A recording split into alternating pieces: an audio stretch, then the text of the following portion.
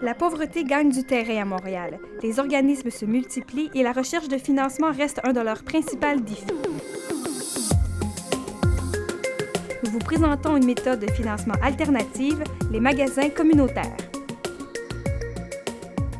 Il y a des nouvelles dimensions de la pauvreté. Par exemple, une personne qui tente de vivre de l'aide sociale aujourd'hui a énormément de difficultés à trouver même un logement qui pourrait être adéquat par rapport à son budget. Donc, les personnes les plus démunies, les plus en difficulté, sont celles qui doivent être les plus créatives et composer avec moins d'argent et plus de défis.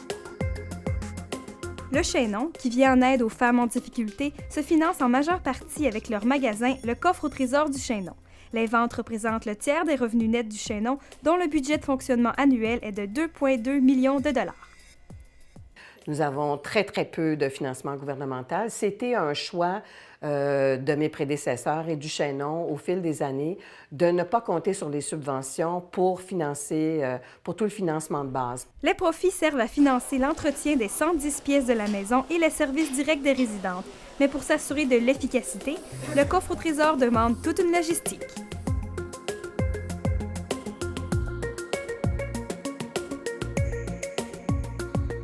On reçoit les dons ici. On les achemine dans cette pièce-là, qui est essentiellement la pièce où on va prévoir le tri, que ce soit en vrac ou en textile. Les gens prennent la marchandise pour effectuer un premier triage. Seuls les articles en bonne condition sont conservés et la priorité reste les résidentes. Le plus utile sert à compléter un trousseau pour les femmes lorsqu'elles quitteront le Chaînon. Le reste du matériel sera redistribué à différents partenaires. L'équipe de mise à jour, on s'est mis ensemble, on a des choses à donner au Chaînon. Ouais. Expliquez-moi qu'est-ce que vous faites avec tout ça. OK. Bien, donc, pour Partie commencer, on va vider le sac, objet par objet. Donc, là, on va checker la sacoche, elle n'est pas nécessaire pour les filles. Donc, on va la mettre pour vendre ici.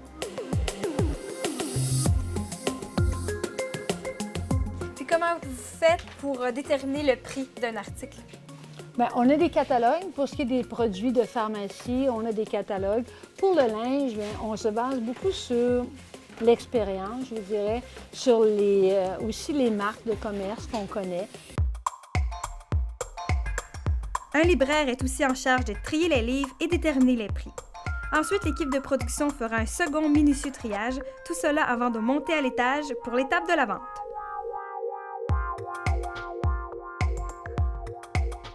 Alors, on a à peu près une équipe de 150 bénévoles qui sont partout dans la maison, qui sont au Coffre au Trésor, qui sont aussi à la Maison Yvonne, qui savent faire soit auprès des femmes dans les services directs d'hébergement ou alors à la cuisine ou à préparer le matériel, à préparer ce qu'il faut pour accueillir les femmes de la bonne façon, comme nous le souhaitons, un accueil inconditionnel. On a une très bonne équipe, tout le monde s'entend bien.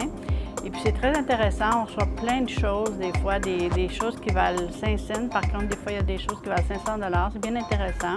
Après avoir accueilli plus de 80 000 femmes depuis l'ouverture, le Chaînon fêtera en décembre 2012 leur 80e anniversaire. C'est à surveiller.